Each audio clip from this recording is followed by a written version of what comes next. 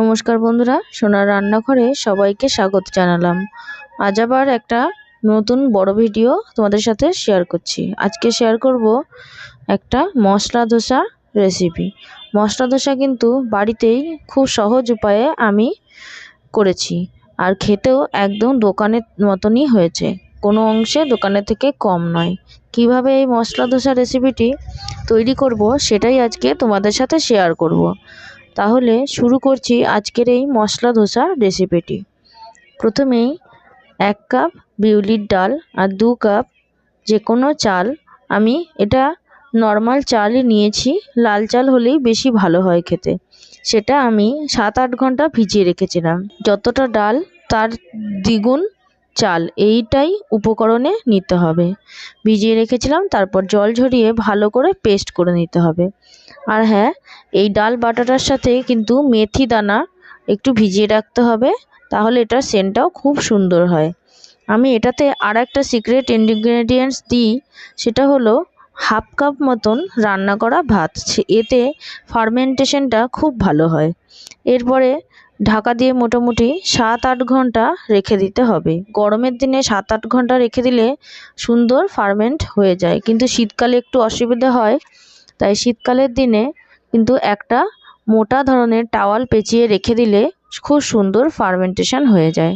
দেখতেই পাচ্ছ, ধোসার এই ব্যাটারটা আমি মোটামুটি 12 থেকে 14 ঘন্টা ফার্মেন্ট হতে রেখেছিলাম। কত সুন্দর ফার্মেন্ট হয়েছে। এরপর ভালো করে হাতা দিয়ে গুলিয়ে নেব। তারপর দিয়ে দেবো এর মধ্যে স্বাদ মতন নুন। তারপর ভালো করে ফেটিয়ে নিতে হবে অনেকক্ষণ ধরে। একদম ঘন একটা ব্যাটার তৈরি করতে হবে, বেশি পাতলা হবে না একদমই। ব্যাটারটা পাতলা হলে কিন্তু ধোসার যে ক্রিস্পিনেসটা হয় সেটা হবে না। এরপরে দেখতে পাচ্ছ আমি অল্প অল্প জল দিয়ে আস্তে আস্তে ব্যাটারটা তৈরি করে নিচ্ছি। অল্প অল্প জল দিয়েই এটা করতে হবে, একসাথে বেশি জল দিলে তার আন্দাজটা বুঝতে পারা যাবে না যে কতটা জল দিতে হবে। দেখতে পাচ্ছ আস্তে আস্তে আমি জল দিচ্ছি আর হাতা দিয়ে ভালো করে গুলিয়ে নিচ্ছি। এই দেখো গোলাটা আমার প্রায় তৈরি হয়ে গেছে। এই দেখো এরকম একটা ঘন ব্যাটার তৈরি করতে হবে। এবারে এটা ভালো করে ফেটিয়ে নেওয়ার পর আমি এটা ঢাকা দিয়ে একটু রেখে দিলাম। এরপর অন্যদিকে আমি ধোসার জন্য যে মশলাটা তৈরি করব ভেতরে, আলুর পুরটা, সেটা তৈরি করে নেব।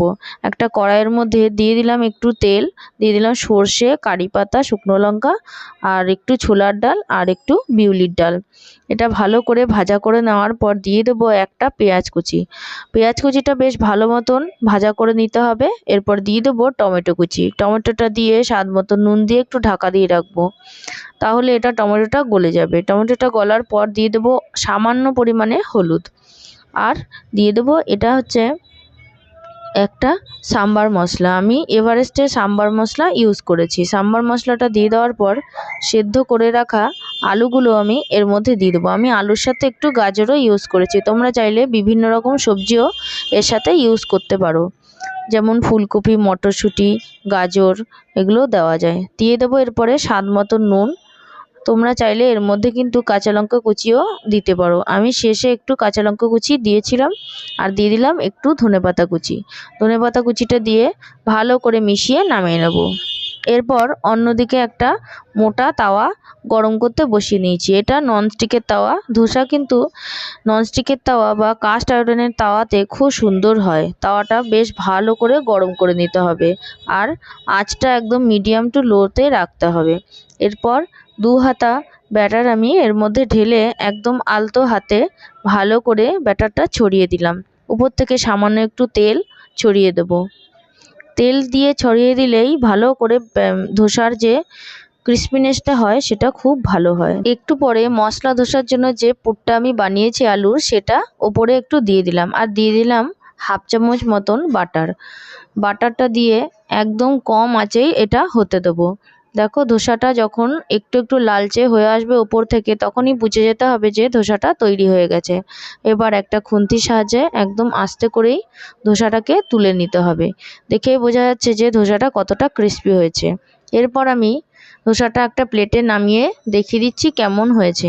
দেখতেই পাচ্ছ ধোসাটা কতটা টেস্টি হবে খেতে। এটা তোমরা এই মাপে করে অবশ্যই দেখতে পারো। আর আমি 2 রকমের এই চাটনিটাও বানিয়েছিলাম। একটা সাদা ছোলার চাটনি আর একটা টমেটোর চাটনি।